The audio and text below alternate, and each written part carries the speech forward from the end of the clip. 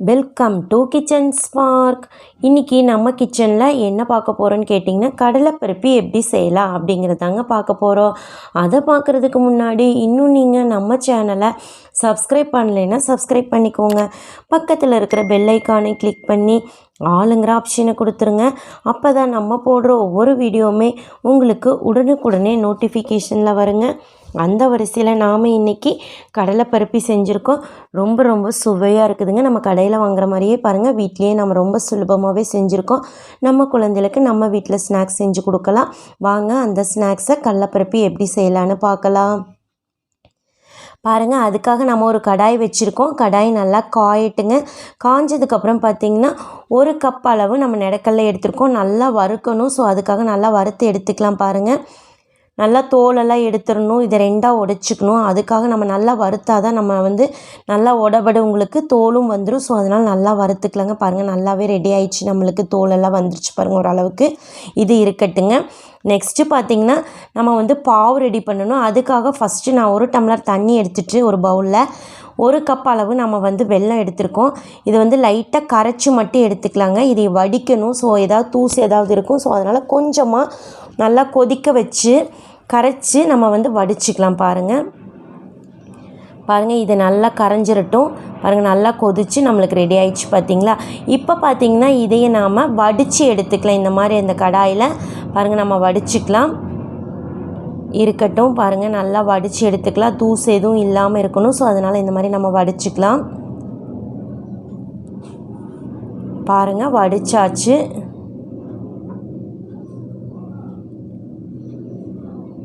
இப்போ பார்த்திங்கன்னா நம்ம பாருங்கள் தூசு நார் ஏதாவது இருந்ததுன்னா வந்துருச்சு. இப்போ நாம் பாவு காய்ச்சிக்கலாங்க. இப்போ அடுப்பை ஆன் பண்ணி நம்ம பாவு காய்ச்சிக்கலாம். பாருங்கள், பாவு பதம் தான் இதில் ரொம்ப முக்கியங்க. நான் எப்படி பாவு பதம்னு உங்களுக்கு சொல்கிறேன். நல்லா அடுப்பை லோ ஃப்ளேம்லேயே வச்சுட்டு காய வச்சுட்டே வாங்க. நல்லா கிளறி விட்டுட்டே எடுங்க. அடி பிடிச்சிக்காமல் கருகிடாமல் இருக்கணும்னா நீங்கள் லோ ஃப்ளேமில் வச்சு தான் கிளறணும். பாருங்கள், இந்த மாதிரி பாவு நல்லா உருகி நல்லா வந்துருச்சு. பாருங்கள், நல்லா மெல்ட் ஆகி நல்லா இதாகிடுச்சு. உங்களுக்கு பாவு பதம் வந்துருச்சு. இப்போ உங்களுக்கு பாருங்கள், பாவு பதம்னா இந்த மாதிரி ஒரு பிளேட்டில் நீங்கள் தண்ணி வச்சுக்கோங்க.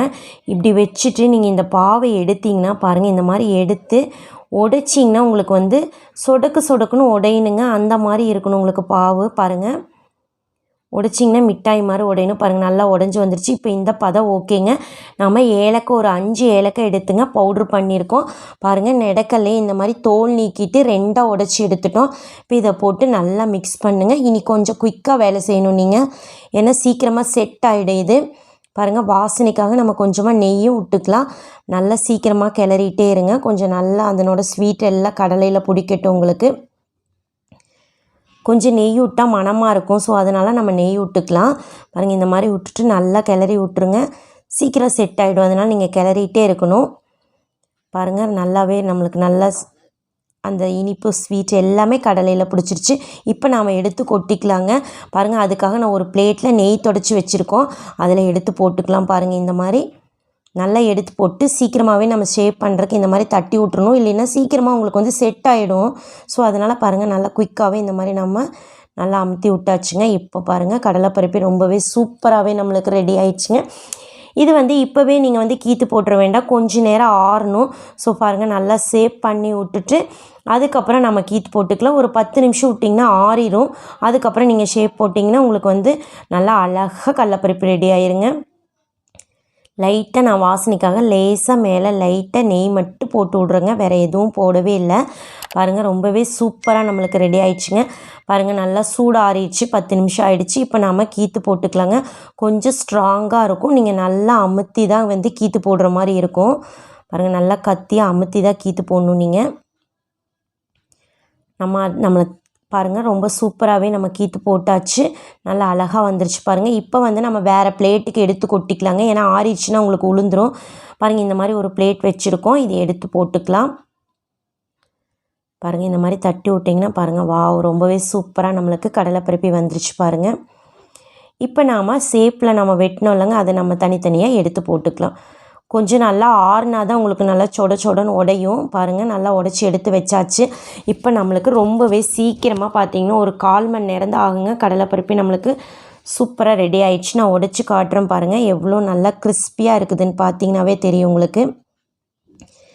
பாருங்கள் நல்லா சூப்பராக நல்லா கிறிஸ்பியாக இருக்குது. உங்களுக்கு சாப்பிட்றதுக்குமே ரொம்ப ரொம்ப நல்லாவே டேஸ்ட்டு கொடுக்குங்க. உங்களுக்கு ரொம்ப சீக்கிரமாகவே ரெடி ஆயிடுச்சுங்க. இப்போ நாம் ஒரு பிளேட்டுக்கு மாற்றி வச்சுக்கலாம். பாருங்கள் ரொம்ப சூப்பராக நல்லா கலர்ஃபுல்லாக நம்மளுக்கு கடலைப்பருப்பு ரெடி ஆயிடுச்சு. ரொம்ப சிம்பிளாக வீட்டில் இருக்கிற கடலையும் வெல்லத்தையும் தான் வச்சு செஞ்சால் வேறு எதுவுமே நம்ம ஆட் பண்ணலிங்க. ரொம்ப ஹெல்தியான ஸ்நாக்ஸ் இது. உங்களுக்கு குழந்தைகளுக்கு நம்ம இந்த மாதிரி ஸ்நாக்ஸ் செஞ்சு கொடுக்கலாம். அது இதுவும் வாங்கி சாப்பிட்றதுக்கு நம்ம இந்த மாதிரி கடைக்கு போகாமல் வீட்டில் இருக்கிற பொருளை வச்சு ரொம்ப சிம்பிளாக தான் செஞ்சோம். நீங்களும் இது மாதிரி ட்ரை பண்ணி பாருங்கள். ரொம்ப சிம்பிள் தான். உங்களுக்கு இந்த வீடியோ பிடிச்சிருந்ததுன்னா உங்கள் ஃப்ரெண்ட்ஸுக்கெல்லாம் ஷேர் பண்ணுங்கள், லைக் பண்ணுங்கள், கமெண்ட் பண்ணுங்கள். மறக்காமல் கிச்சன் ஸ்பார்க் சேனலுக்கும் சப்ஸ்கிரைப் பண்ணுங்கள். தேங்க்ஸ் ஃபார் வாட்சிங்.